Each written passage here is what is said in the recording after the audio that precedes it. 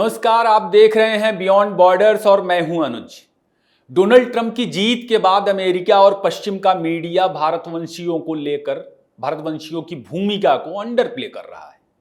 पश्चिम को आंख मूंद कर फॉलो करने वाले हमारे महामूर्ख मीडिया संस्थान उसी नैरेटिव को आगे बढ़ा रहे हैं जो नैरेटिव पश्चिम चला रहा है। चिट्ठी पुत्रों से भरे मीडिया संस्थानों से इससे ज्यादा उम्मीद करना भी बेमानी है। उनमें लीड करने की, ट्रेंड सेट करने की क्षमता भी कहां है। चांदी का चम्मच मुंह में लेकर पैदा हुए पप्पा के लाडलों में क्षमता नहीं है। अपनी मूर्खता में उधार के ओपिनियन से पब्लिक मैंडेट तैयार कर रहे हैं। चूंकि भारतीय मीडिया पश्चिम का ही नैरेटिव ढोता दिख रहा है तो उसे देखने, पढ़ने वाली, समझने वाली हमारी जनता को भी कई बार यह लगता है कि यार हम जो टीवी, अखबार और बड़े बड़े नामधारी पत्रकारों को यूट्यूब पर देखते रहते हैं, उन्होंने तो ऐसा बिल्कुल नहीं कहा था। आगे वाला बंदा झूठ बोल रहा है। इसका मजेदार उदाहरण ट्रंप की जीत के बाद दिखा। मोदी दुनिया के पहले नेता थे जिनसे ट्रंप ने फोन पर बात की। दोनों नेताओं ने, मोदी और ट्रंप ने, दुनिया में शांति और स्थिरता के लिए पहले से भी ज्यादा मजबूती के साथ मिलकर काम करने पर हामी भरी। मगर हमारे यहां इंटरनेट पर ऐसे वामपंथी ज्ञानियों की कमी नहीं है जो इसे मोदी का पीआर बनाने वाला फेक न्यूज साबित करने पर तुले थे। लेकिन भारतीय विदेश मंत्रालय के प्रवक्ता रणधीर जायसवाल ने रेगुलर प्रेस ब्रीफिंग में इस बात की विस्तार से जानकारी दी और प्रधानमंत्री मोदी ने भी एक्स पर पोस्ट करके फोन पर हुई बातचीत का जिक्र किया, वह भी ट्रंप को टैग करते हुए। चांदी का चम्मच मुंह में लेकर पैदा हुए, उधार के नैरेटिव से अपनी पाखंडी दुकान चलाने वाले भाइयों, ये अलग वाला भारत है। सालों से भारत को लेकर जो सोच रही है वो गंदी आदत है, इसे बदलने की जरूरत है। समय रहते बदल जाइए। बावजूद कि पाकिस्तानी पब्लिक स्फीयर में मोदी ट्रंप की ट्यूनिंग हफ्तों से बहस का विषय है। पाकिस्तानी डरे हुए हैं, अपनी ही सरकार को कोस रहे हैं। असल में भारत की बार बार की मनाहियों के बावजूद कश्मीर में जारी हिंसा आए दिन तेज हो रही है, आए दिन हमले हो रहे हैं। पाकिस्तानियों में आशंका है कि मोदी के साथ अब रूस भी है, चीन भी है, ट्रंप भी जीत गए हैं और मोदी पाकिस्तान में कुछ बड़ा कर सकते हैं। वैसे भी पीओके, भाजपा के, मोदी के, भारत के एजेंडा में सबसे ऊपर है। बावजूद कि रिपब्लिकन हो या डेमोक्रेट, विदेश नीति उनकी एक जैसी रही है। ट्रंप भी कोई देवदूत नहीं है जो अमेरिका की तिजोरी भारत के लिए खोल देंगे। ट्रंप अमेरिका के लिए वही काम करेंगे जो उनके पूर्ववर्ती करते रहे हैं। करना ही चाहिए। कुछ कड़े फैसले लेंगे, असर भारत पर भी पड़ेगा, लेकिन ट्रंप अस्थिरता और अराजकता को बढ़ावा नहीं देंगे। बाइडेन प्रशासन की तरह कारोबारी हैं ट्रंप, तो बार्गेन करेंगे, डील करेंगे। कूटनीति में डील ही होती है, तो भारत भी डील करेगा। मगर एक बात साफ है कि ये वाले ट्रंप वो वाले ट्रंप नहीं रहेंगे। रिपब्लिकन कांग्रेसमैन पेट सेशंस ने बीबीसी रेडियो के प्रोग्राम में कहा है कि कुछ मामलों में अब ट्रंप अलग तरीके से पेश आएंगे। वो तरीके क्या होंगे अभी बहुत कुछ साफ होना बाकी है, लेकिन उसके संकेत दिखने लगे हैं। ट्रंप की स्पीच में चीजें दिखी हैं। आज के एपिसोड में कई खबरें हैं और उनके आगे पीछे की कहानियां हैं। बाइडेन ने अपने बचे हुए 74 दिन के कार्यकाल को लेकर के दुनिया को किस तरह की धमकियां दी हैं और धमकी का असर कनाडा में जयशंकर को लेकर के किस तरह दिखा, इस जरूरी घटनाक्रम पर भी बातचीत होगी। बांग्लादेश में शेख हसीना की वापसी को लेकर क्या चर्चाएं हैं, हार के बाद डेमोक्रेट के अंदर खाने क्या चल रहा है, अमेरिकी मीडिया किस तरह चीजों का विश्लेषण कर रहा है, उसकी तैयारियां क्या हैं, ट्रंप की शपथ से पहले किस तरह की भगदड़ अमेरिका में शुरू हो गई है, तालिबान ने अमेरिकी नतीजों पर क्या कहा, नतीजों के बाद ईरान में क्या हुआ जिससे लोग परेशान हैं। ऐसे तमाम मुद्दे आज के एपिसोड का हिस्सा हैं। मगर सबसे पहले सीआईए के नए चीफ को लेकर के जो चर्चाएं चल रही हैं उसे देख लेते हैं।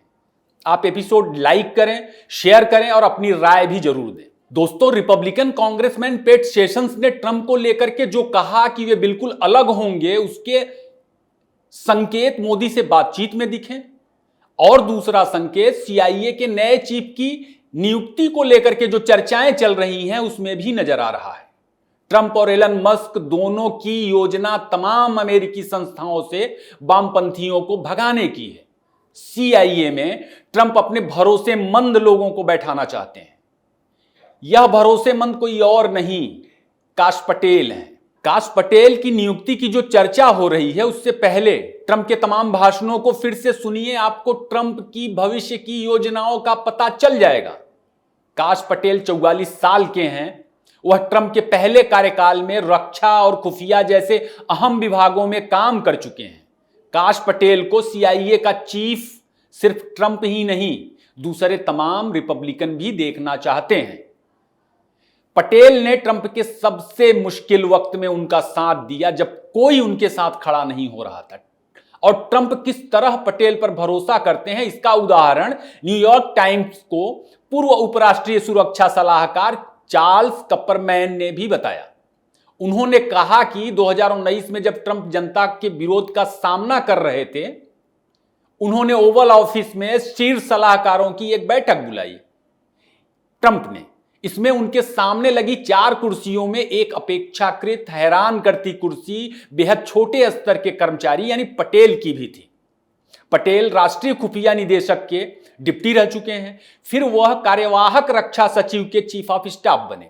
2016 राष्ट्रपति चुनाव में रूस के कथित हस्तक्षेप को लेकर चल रही जांच को भी पटेल ने जनता के लिए जारी किए गए 4 पन्नों के ज्ञापन नून्स मेमो बनाने में काफी मदद की। इससे ट्रंप काफी प्रभावित हुए थे, पटेल के काम से बहुत प्रभावित हुए थे।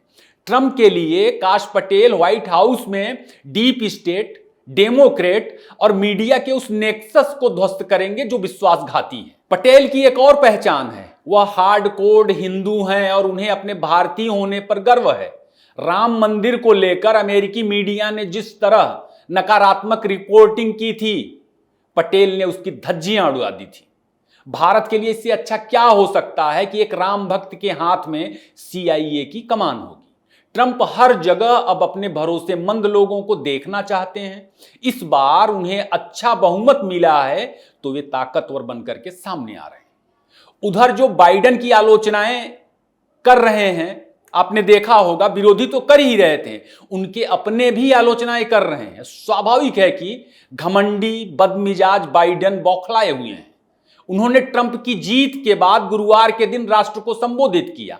अपने संबोधन में बाइडेन ने एक तरह से आलोचनाओं पर सफाई भी पेश की, ट्रंप को नसीहतें भी दी, धमकाया भी और जमकर झूठ बोला। बाइडेन ने कहा, एक देश किसी एक को या दूसरे को चुनता है, हमें देश की पसंद स्वीकार है। आप केवल तभी अपने देश को प्यार नहीं कर सकते जब आप जीते हों। आप केवल तभी अपने पड़ोसी को पसंद नहीं करेंगे जब आप उनसे सहमत हों। हमारी लोकतांत्रिक व्यवस्था निष्पक्ष है, हम सबसे मजबूत अर्थव्यवस्था छोड़कर जा रहे हैं। असल में यह सब डेमोक्रेट्स की उस प्रोपेगेंडा का हिस्सा है जिसके तहत वे चुनाव खत्म होते ही अगले लक्ष्य के लिए जुट जाते हैं। मजबूत अर्थव्यवस्था छोड़ के जा रहे हैं या नहीं, लेकिन बाद में वे अपने प्रचार तंत्र से साबित कर देंगे कि हमने मजबूत अर्थव्यवस्था छोड़ी थी ट्रंप के लिए। जबकि कमजोर इकोनॉमी, बेकारी और महंगाई अमेरिकी चुनावों में सबसे बड़ा मुद्दा था। बाइडेन ने ट्रंप को असल में आईना दिखाने का प्रयास भी किया कि वे और उनकी पार्टी ट्रंप और रिपब्लिकन जैसे नहीं हैं, जो हार के बाद नतीजों को अस्वीकार कर दें और कैपिटल हिल्स जैसी घटनाओं को अंजाम दें। 2020 के चुनाव में ट्रंप ने कई दिन बाद साफ हुए नतीजों को मानने से इनकार कर दिया था, जिसके बाद उनके समर्थकों की तरफ से कैपिटल हिल्स पर हिंसक झड़प देखने को मिली थी।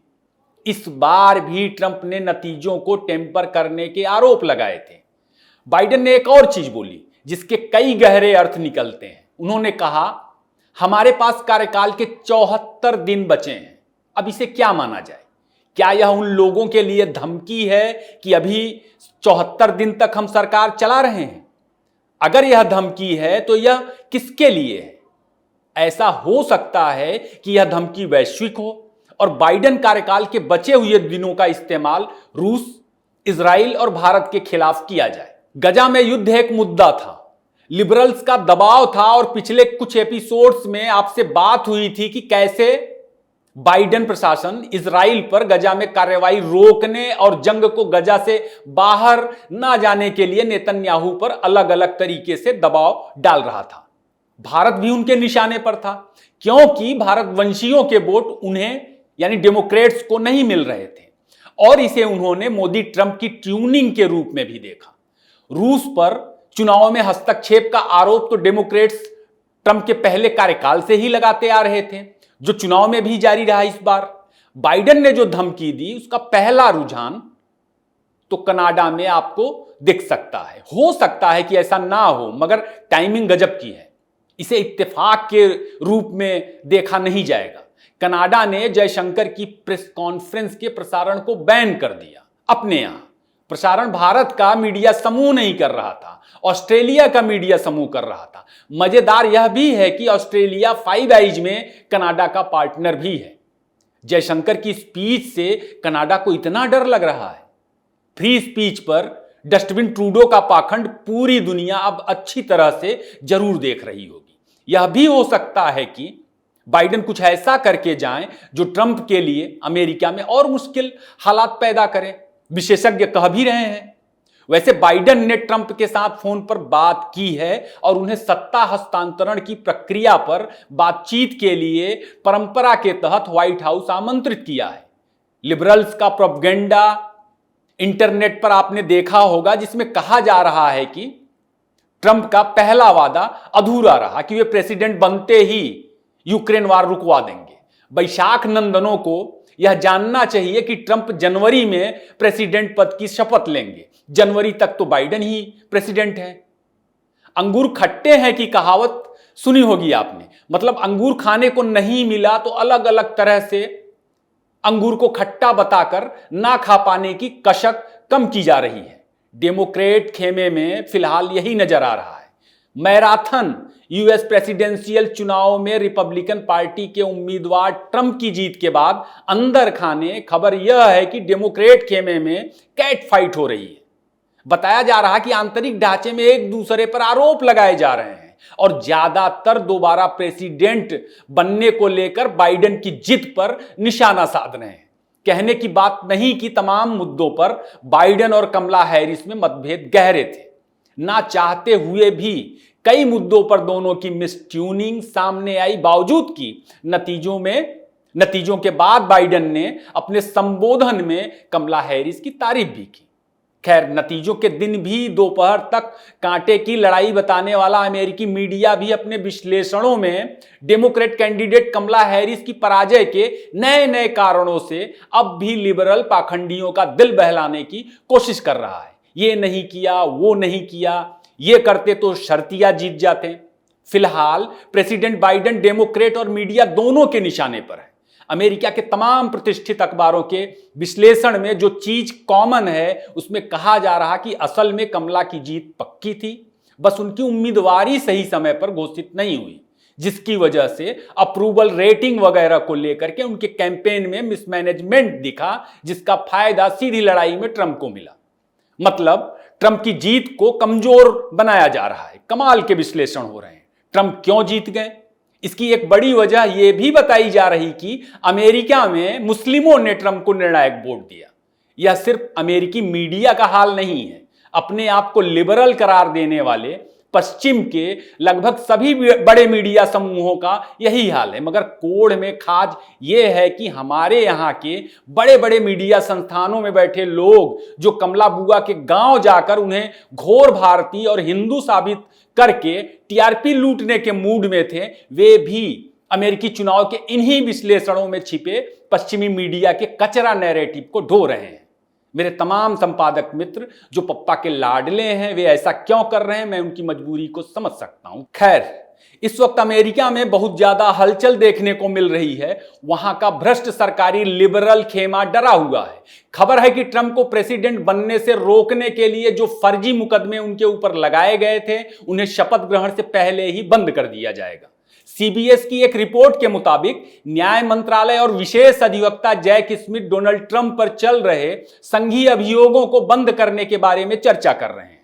स्मिथ फिलहाल ट्रंप पर चल रहे कई मामलों की अगुवाई कर रहे हैं।